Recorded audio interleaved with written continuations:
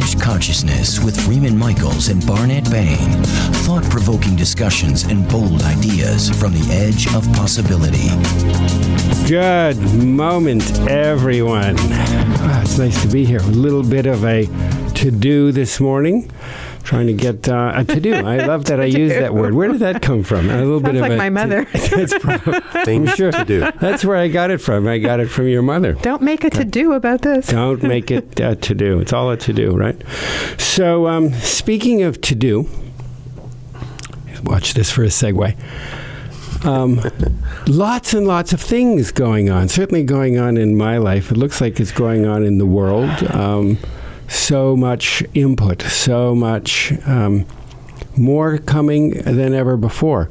And I'm aware of my own capacity, my own, let's call them a speed bump. I'm aware of my own speed bump, the place where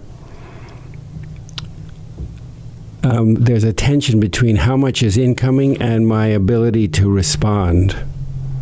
So it's not quite overloaded yet. But I'm just this side of the line. I can just start to feel I feel like a body tension, and I feel lots of old conditioned behaviors and patterns beginning to bubble up. Ghosts of the past beginning to bubble up. So I don't know why I'm sharing this with you. Maybe because I don't spend enough time with you. Could that be it, Sam? Well, maybe you should introduce for me. the few of you that don't know that that Sandy Stewart today is sitting in for Freeman Michaels, and she has not been sitting in for the last 34 years. She didn't have to sit in because she has been sitting there with me for is it 34 years that we have been married? Kind of. Something like that. Close enough. Or it just feels like 34 years. It's actually 35 years, right? So I'm glad that we can, something about talking about these things on the radio actually there's a different overlay there. It's held in a different way than when I'm talking about it when you and I are discussing life in the car or walking to and fro in life. Well, I'm aware that there's a vulnerability when you're talking about it on the radio. Yeah. Because there's a vulnerability when you get up to that speed bump place. Yeah. And then to be talking about it on air, I think feels a little bit more vulnerable. But I think it's a good conversation because we spend a lot of time talking about how we deal with disappointments in life, but we don't spend much time practicing or talking about how we deal with what's good. I remember a number of years ago you had this idea for a movie, and the movie was, what if a guy wakes up and everything goes perfectly I call it Days of Awe. Right. Everything goes perfectly his way that day. And he melts down. First it's fun. And then he starts to feel anxious. And then he starts to feel, I'm having a psychotic break. So maybe I'm hallucinating. It's just too much. And then I think he tried in every way he could to sabotage himself. Every single possible way. But he couldn't. And that was even crazier. I should revisit that idea. So, so we need practice on holding the expansion that we vision for ourselves. But maybe somebody else knows something about that. Yeah, could be. Hi, Spence. No, not Spence. I mean, I know Spence does, but another person. Our producer and trusty major domo, Spence. So we're also really pleased today to have our very dear and not old, but a long-standing friendship, a very long-standing friendship and familiar face on this program for those of you who watch the podcast, and familiar voice on this program for those of you who tune in on the radio. Daryl Anka. Hello. Hi, Daryl. It's so good to have you. It's so good to be with you. It's always fun to be here. Yeah, it's a pleasure. Fun. So I bet you have one or two things to throw in on this idea of speed bumps. We have inputs, whether they are challenges or good stuff. Well, challenges are good stuff. Anything that is unfamiliar in data is is a challenge, but it's not always. It doesn't always seem to. It's not always negative things. We're more familiar with being challenged with negative things, but in a way, positive inputs can be even more triggering. Well, we need the challenge, I think, to help us grow. It gives us a different perspective. It allows us to discover ourselves from another point of view as to how we process and handle something that suddenly crops up in our lives. It's sort of that watermelon seed concept where you squeeze a seed between your thumb and forefinger and it can't go up and it can't go down, so it's got to find a new direction to sort of go spitting out. So I think challenges are sort of a creative pressure that are put on us to force us into directions we wouldn't otherwise consider, and allow us to explore new ideas about ourselves and reveal new ideas and new perspectives about ourselves and become a bigger person, or understand that we're more than we think we are by how we face those things, how we process those things. So, I mean, I'm always assuming, I choose to always assume that a challenge is positive, even if it's generated from something negative. Because if I choose to only see it as a negative, I only really experience a negative effect from the challenge. But knowing that it's there, at least potentially, for me to grow from, that it's going to result in something positive, will allow me to experience it that way and have a broader perspective of why that challenge is there, and what it reveals about me and my relationship to my life. I mean, we have certain patterns of response. Yes. Certain conditioned patterns of behavior. And they get laid in emotionally, mentally, physically. They literally become patterns, neural patterns, habituated responses, patterns of response in the brain. And we continue to scan for the comfort zone. We look to reinforce those energetic maps. And anything incoming that is not consistent with those maps, we first attempt to shoehorn into what is known. I think that in spiritual terms, that it has something to do with the concept that is known as karma, which I think is really a memory, energetic memory pattern that plays and replays and replays until this very sort of conversation we're having now, until it is addressed, until we begin to look how can we energetically contain an overflow of energy and direct it so that we enlarge capacity. How do we redraw our own neurology? How do we make space for, instead of being triggered and becoming reactive and triggering old patterns, how can we make space for a new intimacy and a new relationship with more possibilities beyond what is familiar? And that is stressful for folks. Yeah, I mean, I think the first general step is that you have to recognize that a pattern is there, because habits and patterns are things that we do that we don't consciously realize we're doing. And if we can make them conscious, first of all, and recognize that such a pattern exists, to me, that's the first step of actually extracting ourselves from it. Because if you're not conscious, obviously, of what you're doing, you have no control over it. You have no sense of power over changing something. So to acknowledge the pattern, to acknowledge the habit, in many ways is, to me, half of the issue. Because once it's out in front of you, then you have something to work with. Then You're no longer identified with it. You have an opportunity to be in relationship with it. Yeah, because it's like the forest and the trees. When you're in the forest, all you can see is the trees. The only way you know it's a forest is by being outside of it and looking back at it. And therefore, you're no longer lost in it. You're able to look at it and develop a relationship with the idea from a different point of view. And again, I think it comes down to recognizing that we always do have a choice, even if we feel we don't. And that sometimes feeling that we don't have a choice is the result of another pattern and another habit that we need to find and identify and make conscious.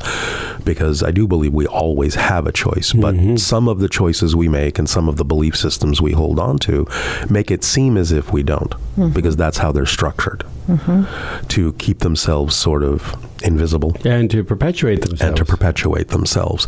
But it's a coding, isn't it? It's a coding, but once you know that, then again, you can step outside of it. You can look at all the different, so to speak, tools and tricks that the beliefs may use to perpetuate themselves. And if you start from the premise of making it conscious and knowing that it's just a belief, then you can have, so to speak, the skeleton key of knowing that you can always change a belief, no matter how strongly the belief may make itself seem to be a fact of nature. We've had a lot of good things happening lately and a lot of exciting things. And yesterday we got some information about another potential exciting thing.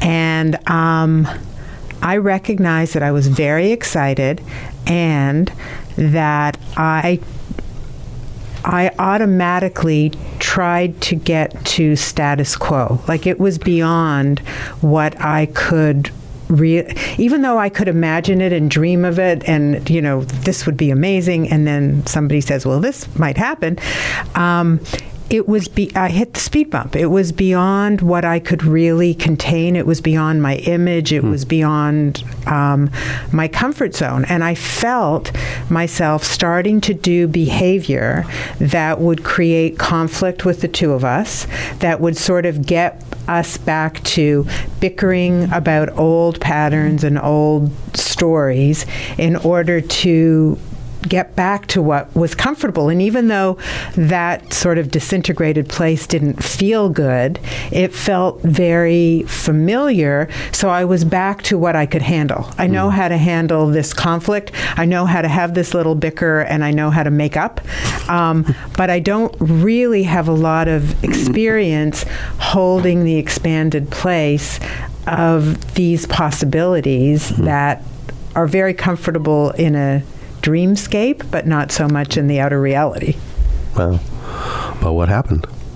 Well, so I shrunk it. We both shrunk it. We got back to status quo, and then we said, I think this is just about a speed bump, and we should put this on hold, and I'll see you in the morning. And that's kind of what happened. And we woke up saying, wow, yeah, that really was a speed bump. It wasn't about you. It wasn't about me. It was about that it's just time feels like it's speeding up. Things are happening faster than they have felt in the past. Right. One thing piles on top of another thing, and it's all great in this new reality. And I don't have a lot of practice. Right. You know, I came to usher it in, but I'm not one of the. I'm not one with a lot of experience here. I'm up in front, leading the pack, but the ones behind us will know how to do it a lot better. Yeah. Well, there's a pattern, and I'm very interested in your thoughts on this. It seems to me that we have these habituated identifications with our own energy patterns. Something arises that is an opportunity, whether it is outwardly something that is that we desire, or something that we wish to push off. It triggers the sense of unfamiliarity, and then what I experience is what arises is the expression of me from the past that is most closely identified with that particular organization. So the part of me that feels either not good enough, or competitive, or hurt, or misunderstood, or helpless. So there's the whole litany, that whole recipe of playing small, Right. that one pushes back on. And it's lots of these behaviors are I think they're primarily formulated in very early life, in childhood. Right. And so we begin to hear from the ghosts of our past.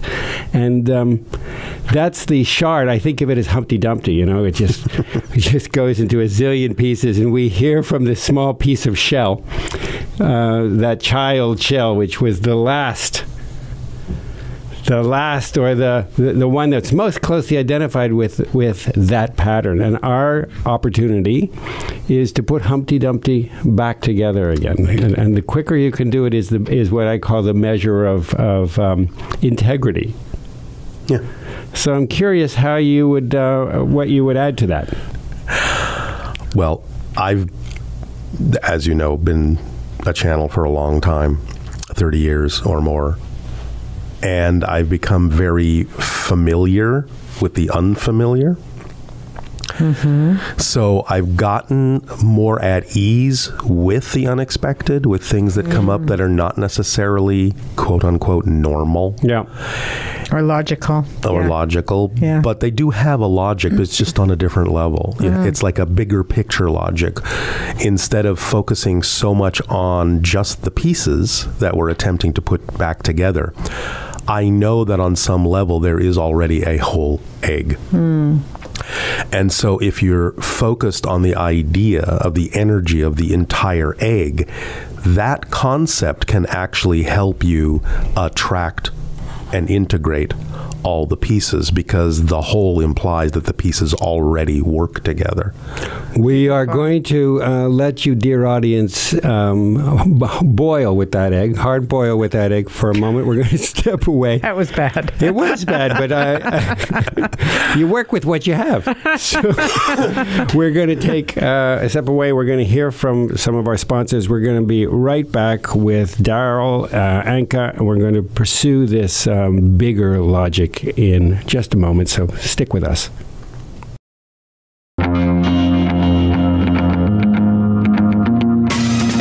Welcome back to Cutting Edge Consciousness, thought-provoking discussions and bold ideas from the edge of possibility. Thank you for sticking with us. Welcome back. Before we go even one word further, we do want to thank our wonderful sponsors, Insight Events USA and Hierophant Publishing, publishers and producers of fine books and producers of amazing events for the body, mind, and spirit. And we are grateful for their support of this program. So we were talking with our guest, Daryl Anka, about Breakfast. breakfast. Eggs. About big picture logic versus the up-close logic, big picture logic.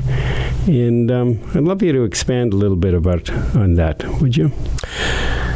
Yeah, I think the idea is that because we're so focused in physical reality, we tend to focus on the details, and we often overlook the fact that this is an entire system, and that there are systems within systems, and we ourselves can operate as an entire system. And even though we often feel that we're made of parts, or that one part or piece or perspective will come up and sort of present itself more strongly than the others, we still do function as a holistic being, as a holistic system.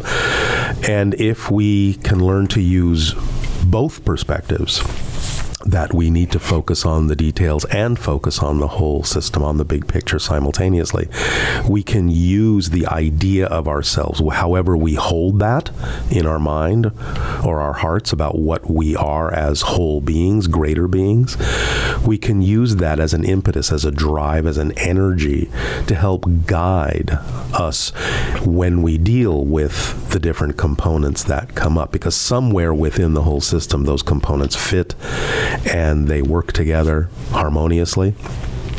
And so I think if we keep at least one part of our attention on the idea that the whole system is already giving us an image, a picture, a feeling, a state of being that's representative of having gone through our process and arrived at a more integrated state, that we can actually use that energy magnetically, so to speak, to pull the pieces together a little bit more easily, help us work with those pieces, knowing that they have to fit somewhere, they have to belong somewhere.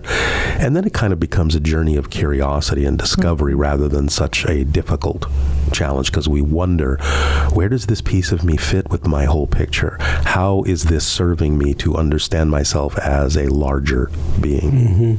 So to me, that's the idea of focusing on the egg. We want to default back to our habituated sense of ourselves, our habituated vision of ourselves and self-image.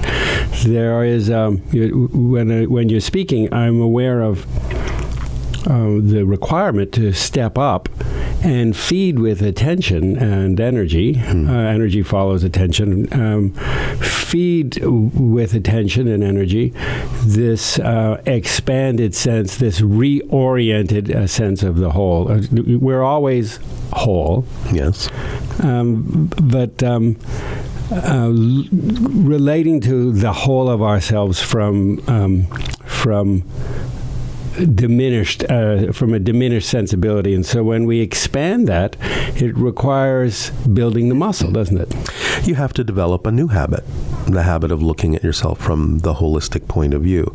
It's kind of holographic in the sense that if you understand every part contains the information of the whole, then you know that even when you're dealing with a part from maybe the old-fashioned default habituated point of view, all the information you need about the whole is contained within that part as well.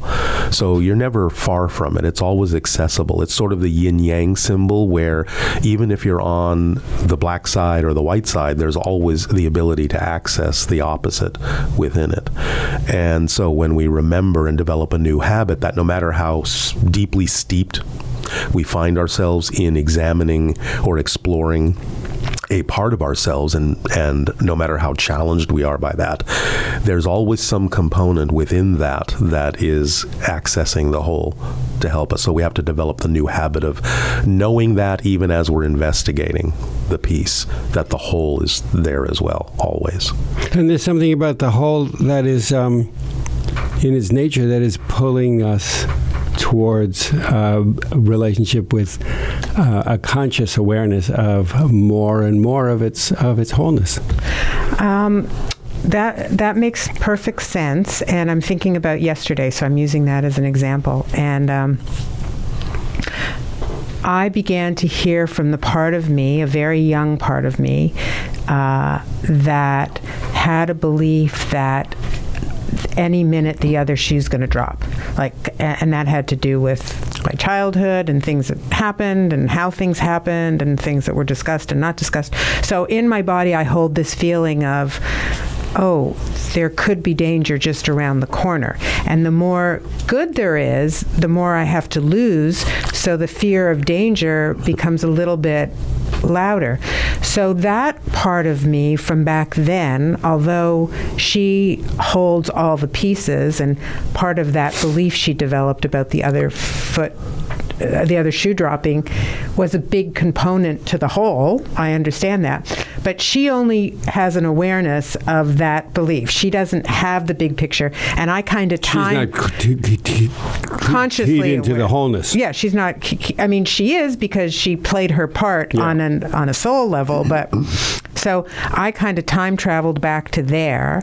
I was in in my body, I was her going, oh no, this is too much good. Something bad's going to happen. So before something bad happens, I'll just make it happen by being rude to you, and getting things back to what she believed. To homeostasis. Yeah. So how do I work with her? This is great because you're tying back into how beliefs work. Right. And one of the things that's paradoxical about negative beliefs is you said, the better things looked, the more danger I felt, because I got afraid that I might lose what I see that is coming up that's so wonderful. Right.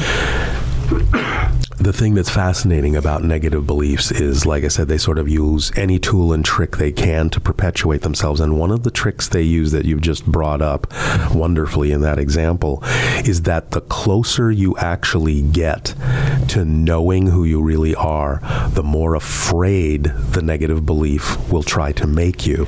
And the fact is that the greater the fear, that actually shows you how close you are to actually crossing that threshold, because it's using every single tool and every single trick at its disposal to keep you in that negative state.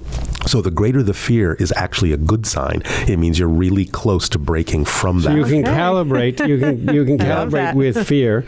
Yeah. You can calibrate your directionality vis-a-vis healing and it's a integrating. darkest before the dawn syndrome, where the greater the fear, it shows you're just inches away from breaking through. In that circumstance, when that fear came up about the other shoe's going to drop, with this awareness, I could just say, oh, that's just that voice, because I really have made a shift. Right. My life really is functioning in a different way. It's about recognizing how the belief works and recognizing the trick and the smoke and mirrors that it's actually putting in front of your face for what it is. And when you recognize that, then you can break free, because you understand that the fear isn't about anything real. Right. It's only about the negative belief doing its utmost to perpetuate itself. Because that's its job. And therefore it becomes an illusion. That's great. Got it, everyone? From here on in, it's smooth sailing, right? There'll still be some bumps, but that's okay. You know they're bumps, and you can deal with them as bumps. We tack against the wind. Yes. Just as long as we have that fear compass heading, you know you're on course. Yeah, kind of. So that's a positive way to use the negative. Is let it do its worst or its best, and know that that's actually a good sign that you're getting really close to a major discovery and a major breakthrough. Otherwise, it wouldn't have to try so hard to make you so afraid. So there's another piece that we haven't heard discussed much on this program, and that has to do with we toggle back, it seems to me, we toggle back and forth from the ancient reptilian fear, fight or flight brain,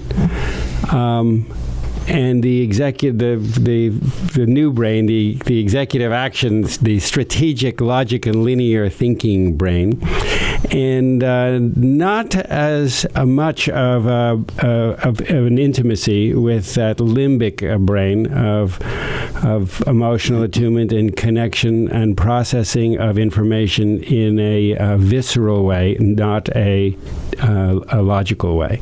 And we don't have the same kind of relationship with that aspect of ourselves. And I think that absent a relationship with the complexities and the nuances of visceral emotional experience, we default everything back to fear and to this overactive. Is it pronounced amygdala or amygdala? Amygdala, right? We have a South African friend who's a doctor, so that's what throws me, and he insists on saying amygdala, which sounds like a chipmunk to me. So, what have been your thoughts around limbic attunement and the necessity of becoming very close and relational with emotional life?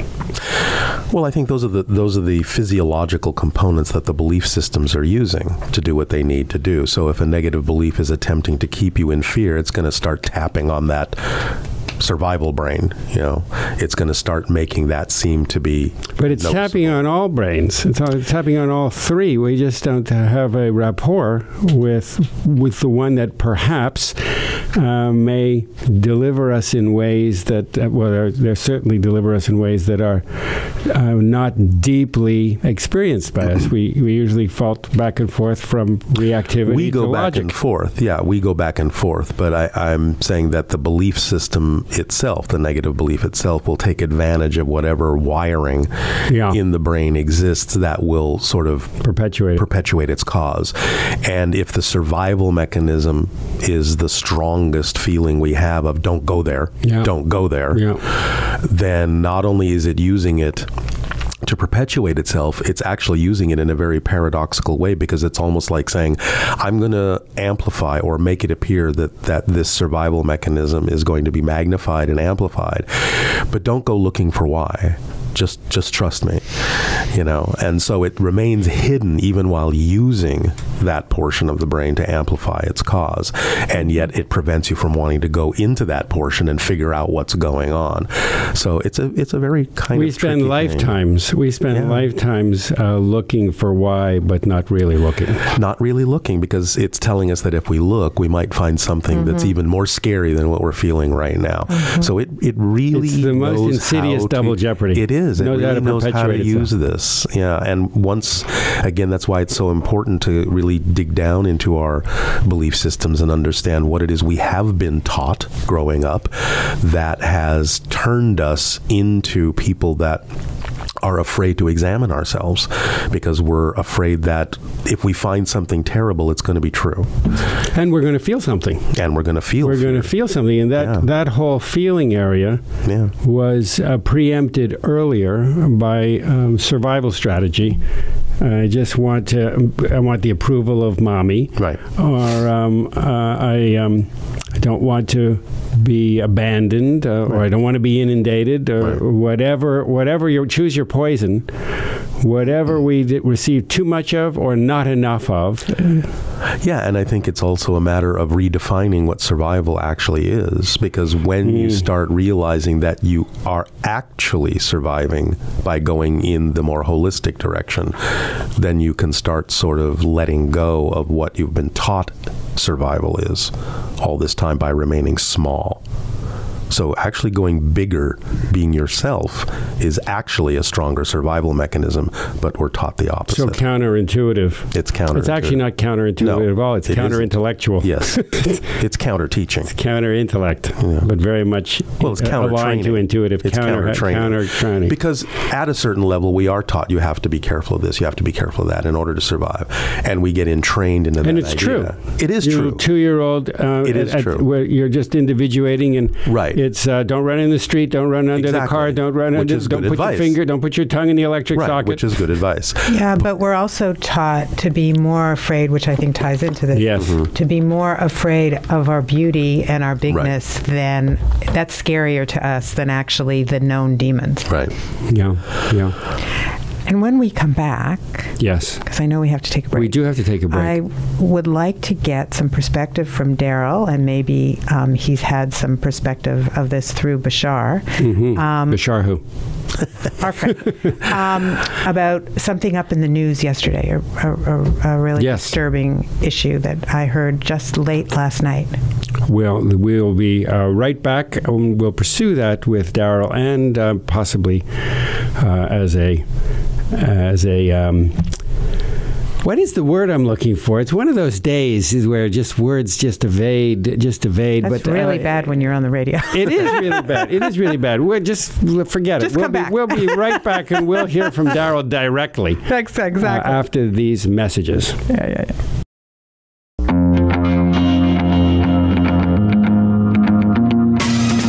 Welcome back to Cutting Edge Consciousness, thought-provoking discussions and bold ideas from the edge of possibility. We're back with our friend Darryl Anka and Sandy Stewart. Before the break, Sandy, you wanted to ask Darryl about something very much in the news now. Yeah, this is late last night. I heard on the news, and so I don't have all the facts of the story correct. So please excuse me if some of this information is not factual. But in South Carolina, at one of the oldest African American churches, there was a prayer circle, and a white kid, I'll say kid, a shooter. Here he was in his early 20s, came in and killed, I believe, 9 people. And when I was listening to that news, it just came to me. There's a lot of that in the news, more and more in the news right now, which is bringing the situation to light, which is a good thing, but people dying to bring a situation to light is not excusable. So what's going on from your perspective, this light and dark, what are we bringing to light here through all the recent killings of the African American children and kids and young boys, and what's going on in the world that for some reason we need this, or it's in our reality still after so many years of civil rights movement? I don't think we have to be doing this to learn a lesson, but there's been a long history of refusal in a lot of our cultures to look at the causes of issues. And again, it goes back to that, I'm afraid to look at this because of what it might mean about me. And by being in denial, I think for so long, we're seeing a backlash. By not addressing the actual root causes of the emotions, the psychologies, the belief systems that exist in our world that are damaging to us, I think now we are seeing the unfortunate backlash of that, where everything is just getting out on the table. All of the pretenses are falling. People aren't hiding anymore behind the idea of trying to be polite about it. They just react to what they feel that's been building up in them for so long. Now, I don't mean to oversimplify this by any means, nor in any way, shape, or form excuse the perpetrators, because it's up to them. It's their duty to sort of manage themselves and get a handle on what allows them to become a whole person and not take it out, not take their frustrations out on anyone else. But I do think that we are seeing everything being spilled out onto the table so that we can decide enough is enough. We need to address these issues in a very different way. We need to learn our lessons, that we have to get at the root causes of these things within people, and that we're being given an opportunity to really discover and decide what kind of a world we do want, what kind of culture and society do we really want to be. Do we want to allow this to continue by ignoring the root causes of these things within people, psychologically, emotionally, not take responsibility for the things that we've created our society to be?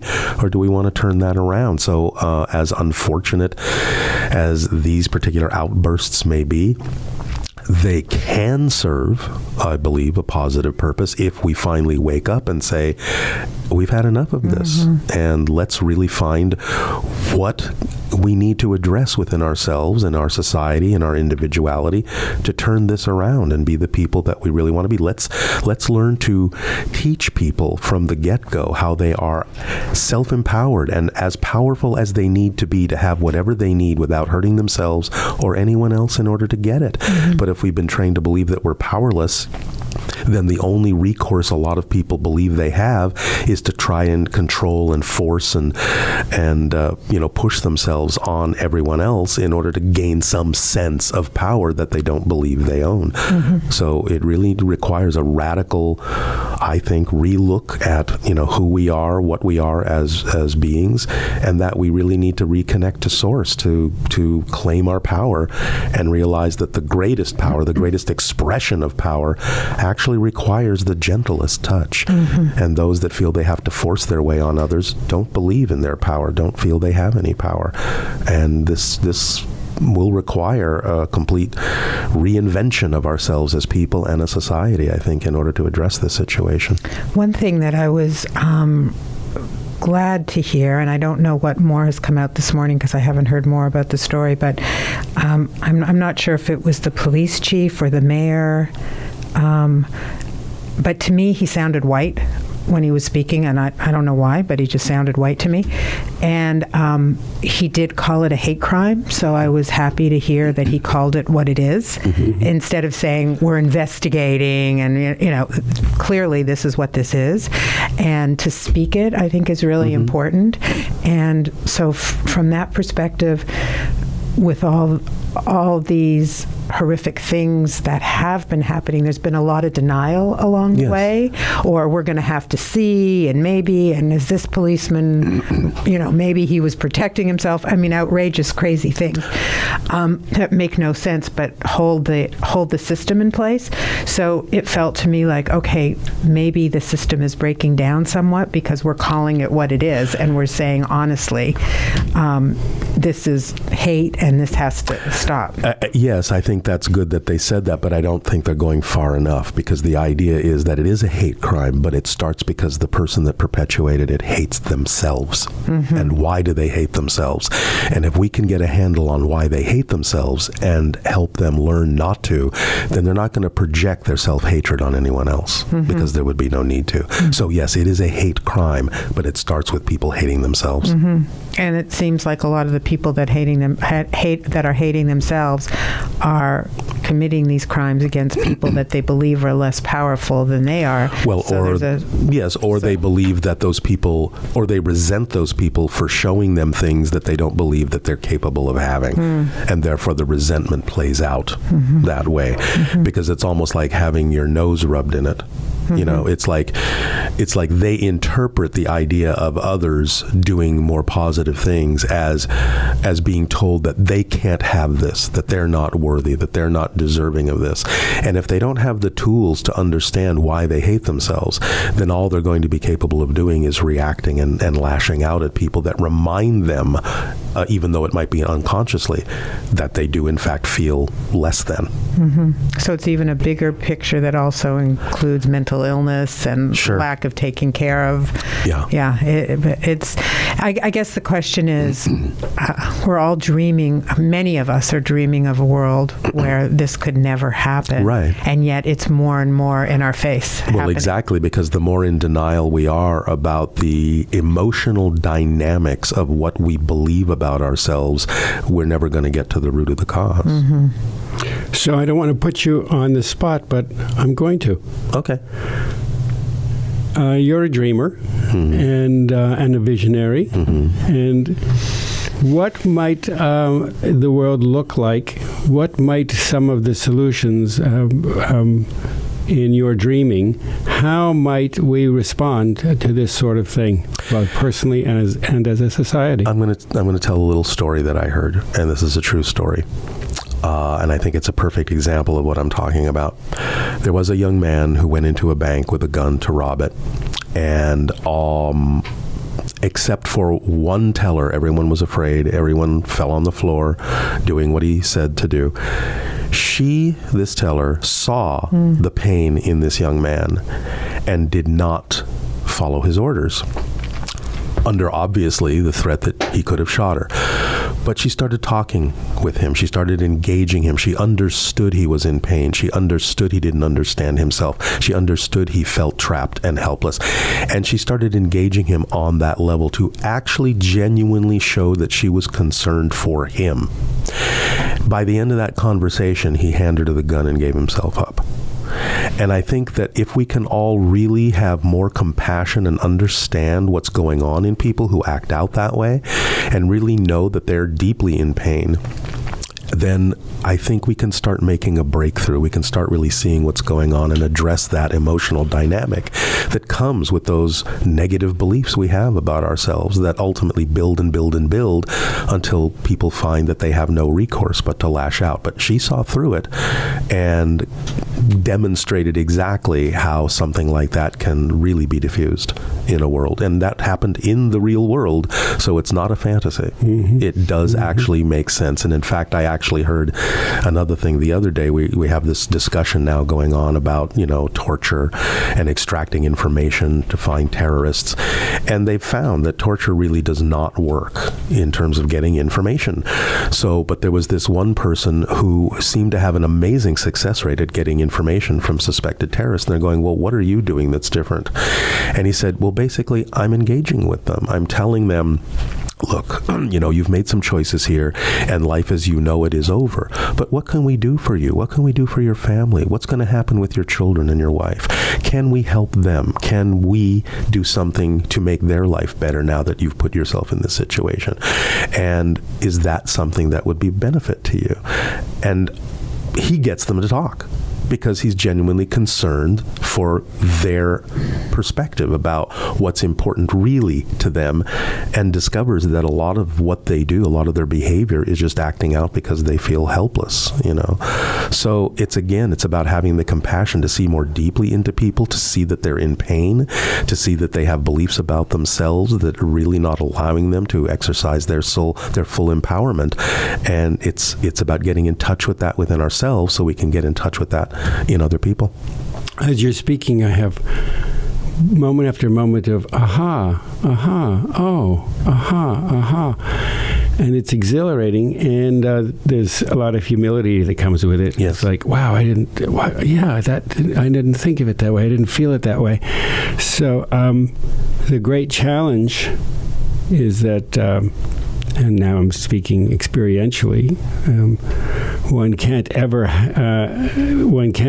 read more compassion, or you can't read another person except to the degree that you have those same qualities in yourself. Yes. Whether it's compassion or violence, or right. you attribute to others what lives lives in you. Yeah, and you can't perceive what you're not the vibration of first.